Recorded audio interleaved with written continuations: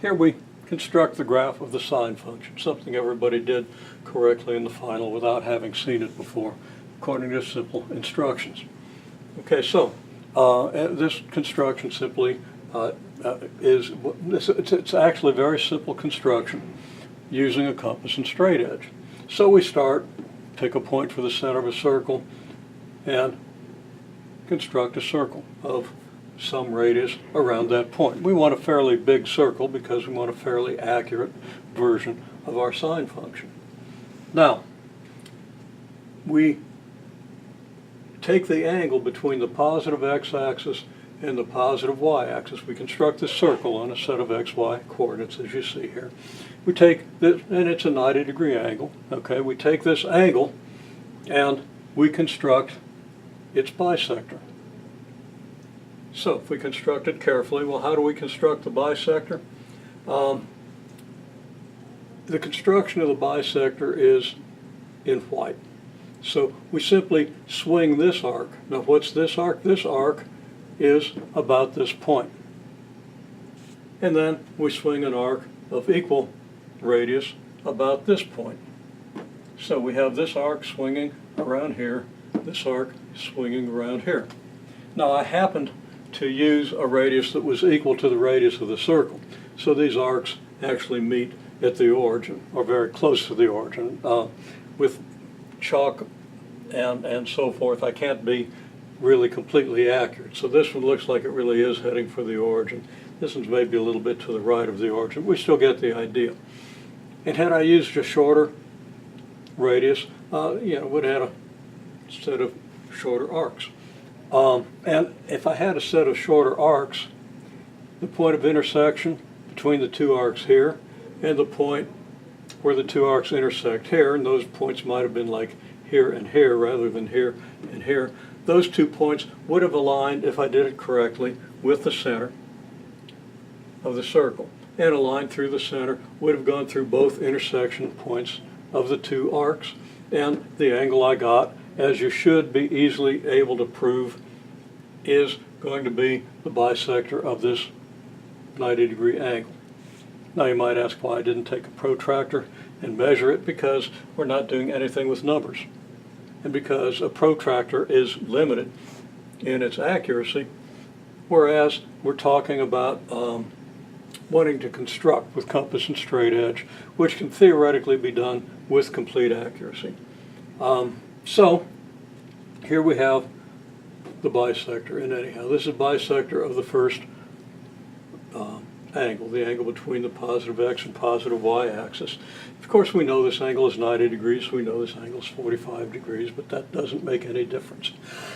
We're not going to use that fact at all right now. Later on, we'll draw some conclusions from that fact.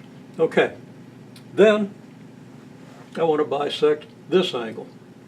Okay, the angle between the positive x-axis and the bisector I just constructed. And I do that in a slightly different way because, as you can see, the figure already gets pretty well cluttered. And I use purple. And I didn't include all the arcs and everything that I used to do that construction. I simply, in this case, rather than swinging the arcs, rather than drawing the arcs like I had here, I simply said, well, okay, we can do the equivalent thing if we take the perpendicular bisector of the line that joins this point to this point, the point where this line intersects the circle, the point where the positive x-axis intercepts the circle. And I drew that perpendicular bisector without the attendant arcs. The arcs you would draw to do the perpendicular bisector, and this is something I assume you know how to do because we did it, and everybody seemed to pick that up very quickly, are the same as the arcs you would use to bisect the angle, because finding the perpendicular bisector of this segment, you could prove geometrically by similar triangles and so forth, is going to give you equal angles here and here, so that this angle does bisect this angle. Then I didn't draw any of the intersection lines, but in green here I drew another bisector, that's of the angle from here to here, from the original bisector of the 90-degree angle up to the y-axis. This gives me 1, 2, 3, 4, 5 points on the circle, and they're equally spaced around the circle.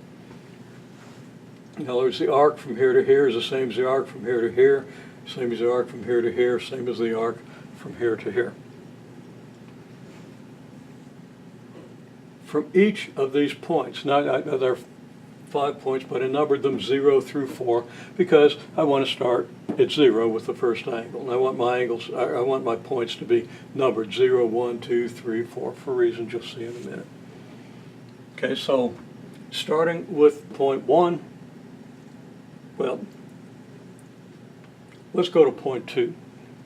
Okay, for point 2, I constructed a line perpendicular to the y-axis from point 2. And how did I construct that line? Well, that construction is in yellow. First thing I did was I swung an arc here that intersected the y-axis in 2 points. Then from here, I swung an arc here and continued that arc, although I didn't keep the chalk down, over here. So we've got an arc here and an arc here, same radius, and then from this point, again, 2 arcs of the same radius.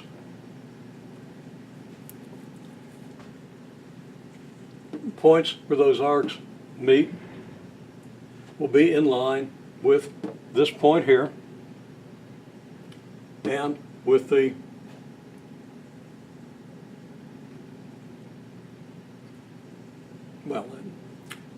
and will make a right angle with the y-axis.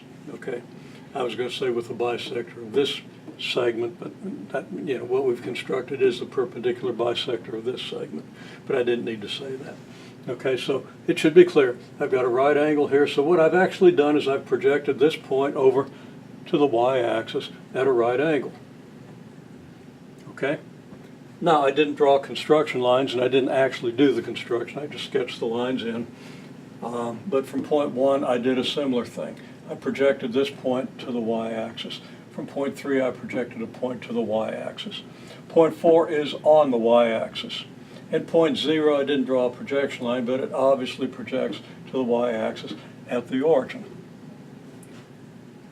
Now, I've got a set of x and y axes over here. Not the same as a set of x and y axes I had over here, but this x-axis is actually along the same line as this x-axis. And then I've got a y-axis that I just constructed. I didn't actually construct it, I drew it, but I could have constructed it, okay? Could have constructed every bit of this by compass and straight edge. Then I simply extended this projection line over to this point, this projection line over to here, this projection line to here, and this a line parallel to all these projection lines from here to here. And I didn't draw that in because things are getting a little bit cluttered, but we understand that this point is, from this point to here, is a perpendicular projection onto the y-axis.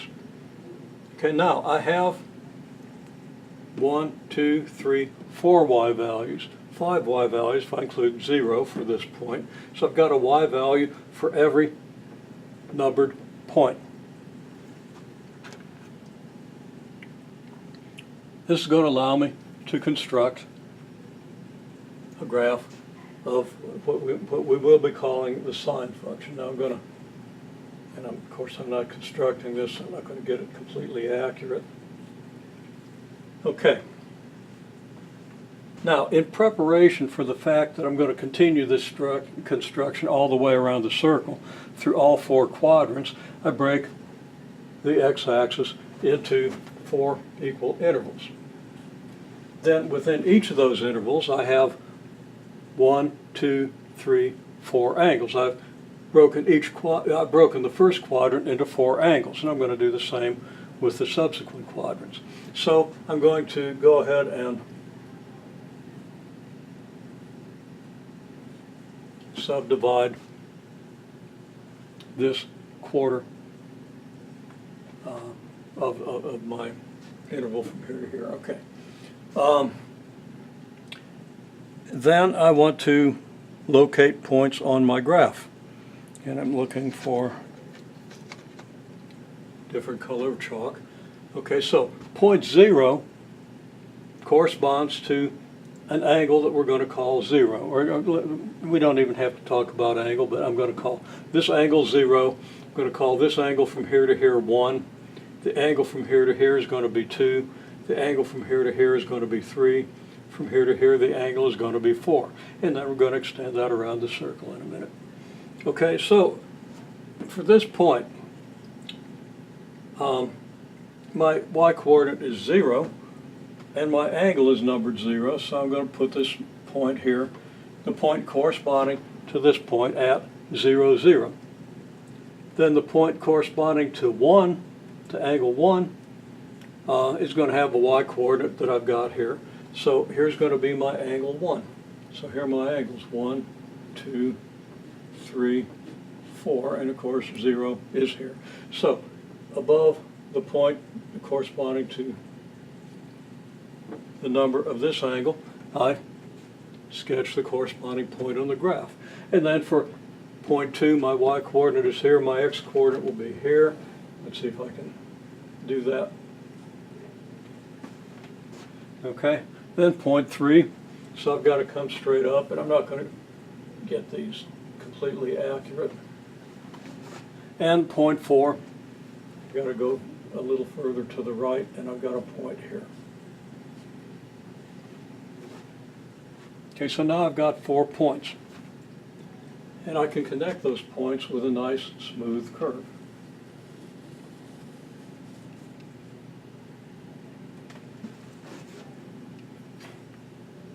Now I want to consider what happens if I continue going around the circle, and this video is already plenty long, so we're going to continue in another video to extend this graph.